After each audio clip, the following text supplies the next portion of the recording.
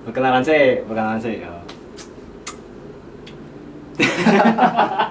Jangan.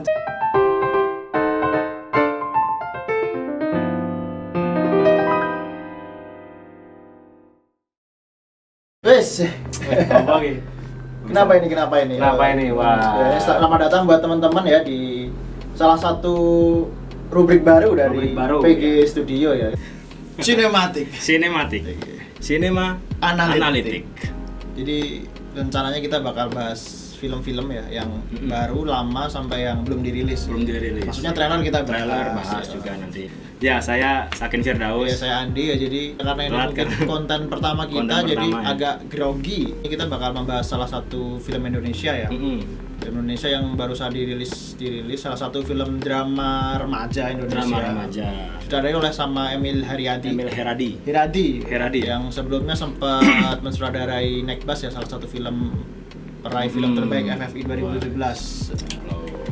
Setelah film thriller dia berusaha untuk bikin film yang ini ya agak apa?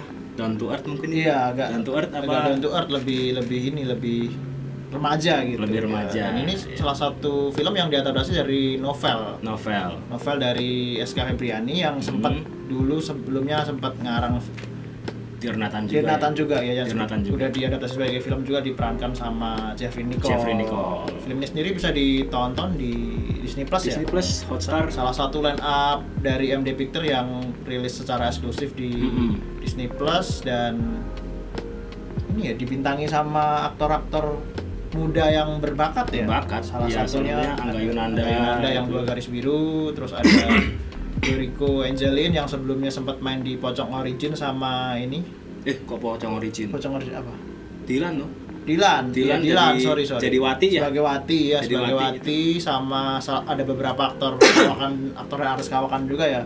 Kayak Dian Utami, terus Ramzi, Surya Tenggur Saputra gimana? Tenggur Kubikana. Oh iya. Yang main di itu Habibi. Terus di iya. Dilan ditanya sebenarnya lumayan klise sih kalau Iya. di bawah garis biru. Di bawah garis biru. Di bawah sorry. Karena emang secara tema dan secara ini ya pembahasan film kurang lebih sama kayak kenakalan remaja dengan tema SMA gitu, terus seks edukasinya, terus ada bumbu-bumbu Dilan juga ya di sini. Ada bumbu-bumbu bad Dilan. boy SMA lah gitu lah. Di sini. Cuman beda dari jaket doang. Dilan jaket jeans dengan setting 1990.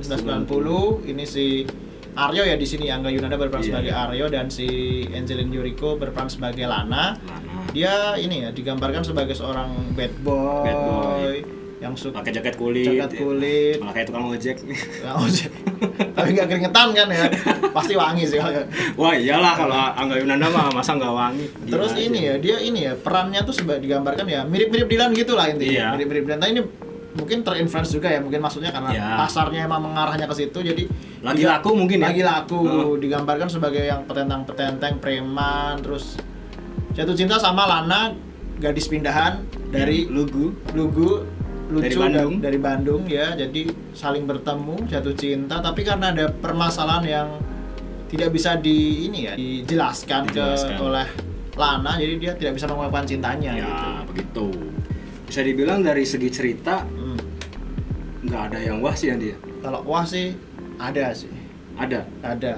Plotnya yang amburadul itu wah banget nih, di bawah garis biru. Di bawah umur. Di bawah umur ya. Jadi ya sebenarnya cerita yang mau disampaikan sendiri nggak jauh-jauh dari ini sendiri sih. Kenakalan remaja, sex education tapi cerita sendiri dibuka dengan sedikit membingungkan gitu menurutku, karena betul. Karakter yang dimunculkan di film tuh nggak pernah ada di sepanjang film ya.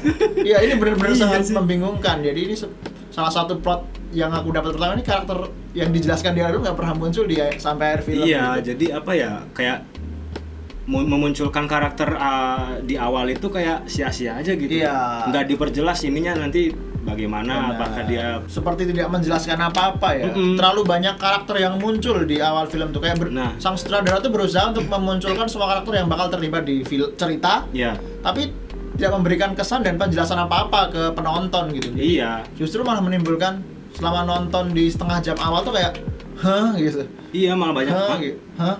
Ini siapa gitu kan. Ini siapa gitu. Kok banyak adegan yang tokohnya tuh tiba-tiba muncul gitu. Walaupun sedikit ada scene-scene tertentu yang menjelaskan tapi tuh kayak nggak terlalu kuat gitu. Nggak kuat. Iya. Jadi dia tuh menjelaskannya dari omongan doang benar. Dari omongan doang. Saya tuh sebenarnya begini. Saya tuh sebenarnya begini gitu. Walaupun itu bakal terjawab ya nanti ya. Bakal terjawab. Jadi itu malah justru semakin membuat bingung selama nonton di bawah umur ini. Salah lagi. Sebenarnya itu filmnya tuh action, romance, atau malah kayak film-film sci-fi yang plotnya ditebar di mana-mana terus ya? dikasih twist gitu di ending biar kita kayak hah gitu. tapi justru kayak gitu kayak bingung. Ini nggak masuk bingung gitu. Entah kitanya yang bodoh atau gimana ya. Sebenarnya lebih bingung gitu. Tapi menurutku ya ini sih kalau dari segi cerita mungkin ini sebuah eksperimen ya. Iya, mungkin eksperimen. Sebenarnya pengen apa? Mencapai sesuatu yang lebih gitu ya. Kurang rapi eksekusinya ya. Ya, mungkin kalau dari segi cerita bisa lebih deep lagi atau mungkin durasi ya kayaknya. Durasinya setuju saya. Ditambahkan mungkin bisa jadi film yang bagus gitu. Yang apa ya? Nempel. Ya, kurang ngena lah ya. Ini sebenarnya mau menjelaskan kenakalan atau malah drama percintaannya gitu kan dari kayak bukan si penulis skrip ya, kalau udah jadi film kan tanggung jawabnya sutradara. Iya. Kayak sutradara tuh bingung gitu, ini fokusnya mau kemana nih? Mungkin ini kalau dari segi analitik saya terhadap filmnya, apa yang ada di point of view sutradara sama scriptwriter itu nggak sinkron gitu. Kayaknya gitu ya. Mungkin skripnya memang bisa ditelah lebih jauh lagi dan bisa dihidupkan dengan gambar-gambar yang ini lagi kan. Kalau dilepas dari cerita ya, tapi gambar bagus ya. Wah, gambar gini. Saya bagus ya. Gila sih, itu banyak steadicam yang wah nggak biasa lah pokoknya yang waktu action scene sih gitu-gitu aja sih. Gitu aja ya. Setelah cerita mungkin bagian terpenting dari film ya. Karena film tuh nggak mungkin cuma menjadi tontonan. Jadi tuntunan juga. Jadi kita bakal bahas ini ya. Pro kontranya nih apa aja? Iya, pro kontranya apa aja. Menurut kamu Git, sebagai yang nonton sebelum aku kan, harusnya kamu lebih paham, menjiwai gitu. Enggak sih, sebenarnya gua juga nontonnya sekali doang. Dari segi pengambilan gambar itu saya suka banget. Sangat suka. Dari warnanya ya, warna filmnya itu kayak dibuat agak pucat tapi kekuning-kuning. Kalau aku sih dari pro-nya ya, filmnya itu sebenarnya terlepas dari semua acting pemeran utama ya, aku malah tertarik peran Dian Utami. Legend ya, karena dia menjadi sosok ibu yang mungkin walaupun perannya minor tapi tuh dia bakal memberikan sesuatu yang ini ya, wah kepada film. Hampir keseluruhan film dia. Iya sih. Perannya bagus sebagai ibu yang protektif, tapi protektifnya tuh ya protektifnya seorang orang tua gitu. Dia bisa memberikan sesuatu yang menyimpan sesuatu yang ini ya, memberikan dukungan ke anaknya. Iya, jadi kelihatan Dian Utami itu kayaknya menyimpan rahasia yang besar di dalam dirinya gitu. Iya, jadi karakternya dapat di situ. Kalau berbicara di bawah umur, pesan yang disampaikan sebenarnya ada yang di Dian Utami sendiri, di Dian Utami sendiri ini bukan di keseluruhan film. Iya, aku setuju. Di bawah umur tuh dibahas di bagian Dian Utami. Pesan semua film tuh ada di situ. Jadi yang buat mau tahu pro-nya, nonton filmnya aja ya. Karena itu salah satu bagian terbaik dari film ini. Plot twist-nya itu sendiri, Dan yang paling fatal ya menurutku, kegagalan sang sutradara untuk menjelaskan konflik yang ada di film. Konflik di film di bawah umur ini terlalu banyak gitu. Kayak perselisihan Kevin sama Aryo, kenapa mereka bisa musuhan, lalu ada sahabatnya yang cewek itu yang hamil itu, terus ada konflik Marsha Aryo. Terlalu banyak konflik ya, jadi kayak nggak bisa fokus gitu. Dan sang sutradara tuh nggak bisa menjelaskan dan dirangkum dari film tuh kayak mereka tuh baikan karena apa gitu kan. Sebenarnya emang mereka tuh di akhir film memang baikan gitu. Tapi menurutku spoiler tapi bukan itu kan. Terusnya bukan itu, tapi itu kan itu. Jadi intinya tuh kayak terlalu banyak konflik yang ada, saudara gagal menjelaskannya. Jadi kayak kita tuh bingung di setengah jam sampai 1 jam film lah ya. Ya. Dibuat ampun keseluruhan film ya. Keseluruhan film. Hampir setengah jam, sejam tuh udah durasi filmnya. Jadi selama film tuh terlalu banyak konflik yang muncul. Iya jadi sih. kita bingung kayak. Bingung sih. Jadi penyelesaiannya juga kayaknya si sutradaranya juga saya bikin gini aja deh gitu. Iya. Gue bikin gini aja deh gitu. Kayak gitu doang gitu loh. Terlalu konfliknya terlalu padat mungkin. Iya sih, terlalu padat dengan durasi yang mungkin mepet gitu. Iya, apakah tuntutan dari studio juga apa gimana gitu. Ini sebenarnya ya itu tadi ya, seperti yang kita omongin tadi nih, filmnya kan kalau misalnya dikupas lebih panjang lagi secara durasi itu bisa lebih bagus ya. Benar. Mungkin tadinya ini sudah lama dibikin, mau ditayangin di bioskop tapi nggak jadi di Hotstar atau gitu. Mungkin besok ada di bawah umur 1991 gitu kan. Wah. Konfliknya tuh banyak. Kenapa Lana pindah tuh sebenarnya salah satu konflik juga ya. Iya. Dan itu nggak pernah dijelaskan. Nggak dijelaskan. Ya dijelaskan. Dijelaskannya cuma ini loh. Udah. Terus peran bapaknya si Kevin ini ya, salah satu si saudaranya Lana ini, kenapa dia digambarkan sebagai bapak yang marah sama istrinya tuh juga nggak jelas gitu di situ. Nah, kayak tiba-tiba dateng, terus tiba-tiba berantem terus tiba-tiba kamu nggak bisa ngurus anak gitu. Tiba-tiba filmnya bubar. Sama sih sebenarnya. Saya juga kalau kontranya ya banyak. Apalagi dari segi acting ya. Actingnya Angga Yunanda. Ini sebagai Aryo. Ini saya waktu lihat di Dua Garis Biru itu keren banget loh. Keren banget. Dia kan dapat kelamnya Kelam. Dia sebagai cowok yang ini ya, pelonga-pelongo. Terus kelamnya tuh dapat gitu loh. Saya aku gini banget gitu. Kok depresi ya? Depresinya dapat banget gitu. Terus waktu ini kenapa jadi ngomongin 12 biru sih? Enggak. Si ininya, Angga Yunandanya. Perbandingan aja ya. Iya itu. Kayak jomplang banget gitu loh. Tiba-tiba dia jadi fuckboy yang selengean gitu. Dengan segala masa lalu yang tiba-tiba muncul gitu kan. Ya, tanpa kita tahu apa itu masalahnya gitu. Jadi aneh aja sih. Ini sih kalau aku banyak adegan yang nggak relevan dan tiba-tiba muncul gitu. Kayak salah satu adegan yang tiba-tiba muncul tuh tiba-tiba berantem. Tiba-tiba berantem. Terlalu banyak adegan berantem yang kayak muncul gitu. Momen adegan-adegan nggak relevan kayak nyewa PSK di pinggir jalan. Iya. Bos, zamannya udah BO bos, sekarang bos.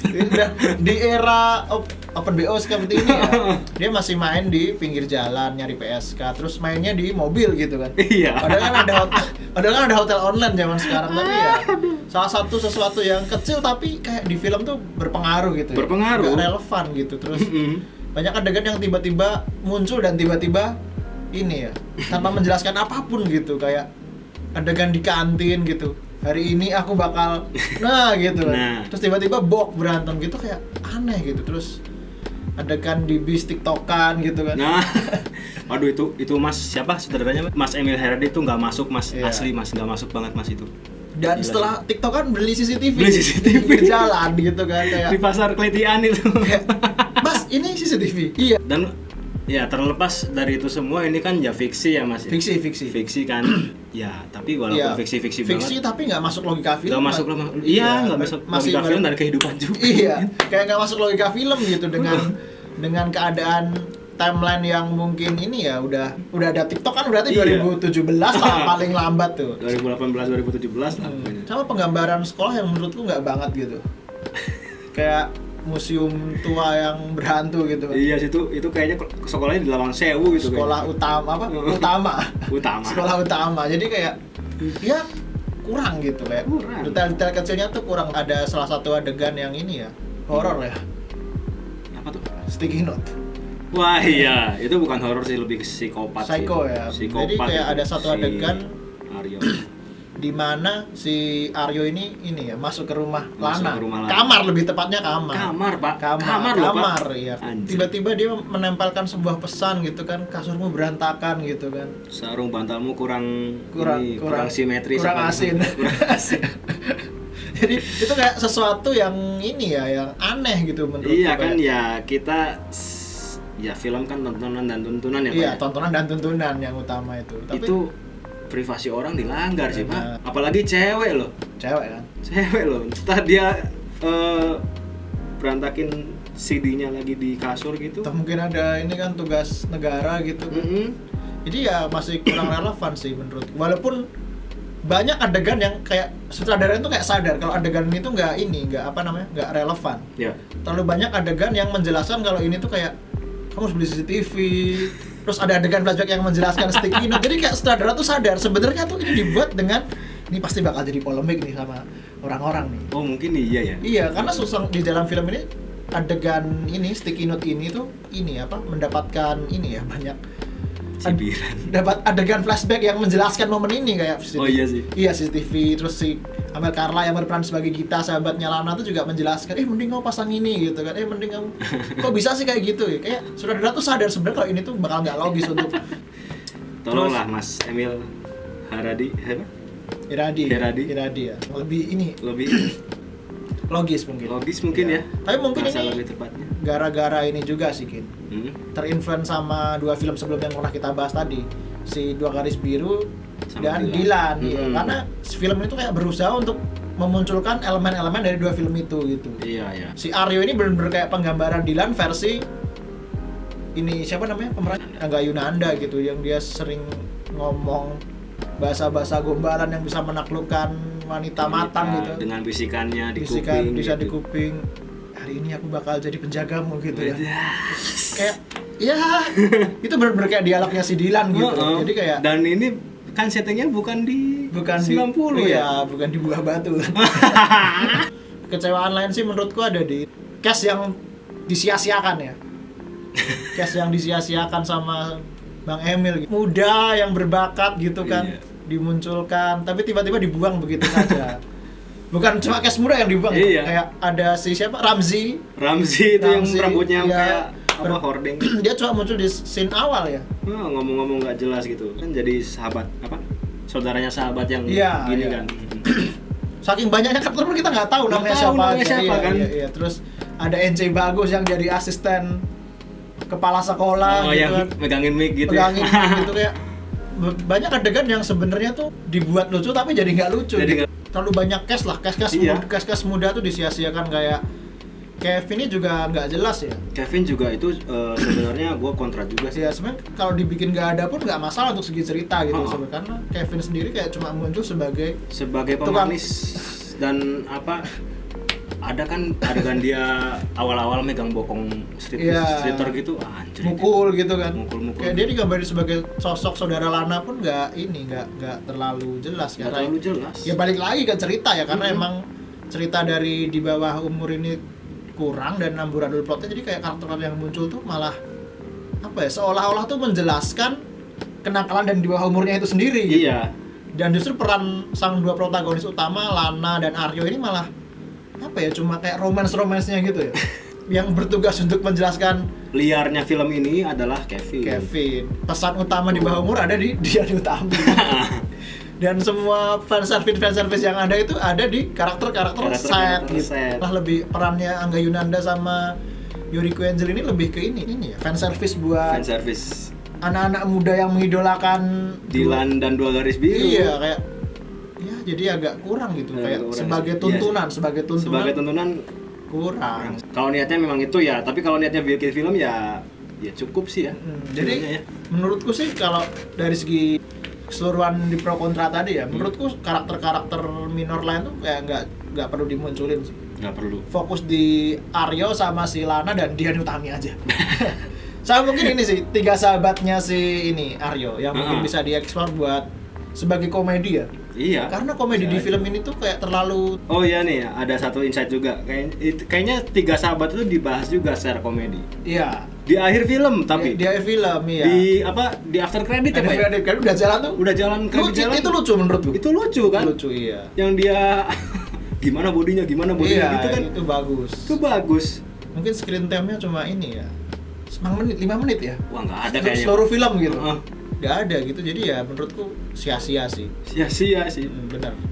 Malah lebih memberatkan, nggak tahu sih ya, film itu malah kayak lebih memberatkan keliarannya gitu. Benar. Keliarannya gitu. Yang tujuannya mengedukasi malah mempertontonkan ini ya, Kesaikoan dan kenakalan gitu. Kenakalan remaja gitu. Panjang lebar ya skornya kalau dari saya secara keseluruhan ya. Keseluruhan 5 sih. 5 dari 10. Dari film sih aku sih 4 ya. Tapi Dian Utami 10. Kalau mau gitu dari film saya 5, tapi kalau dari sinematografi 7. Oh, 7 ya. Oke, jadi ada segi-segi positif yang ada, sebenarnya masih ada. Dan masih ini ya, menarik buat ditonton ya. Paling ya siap-siap sedikit mengenyitkan dahi.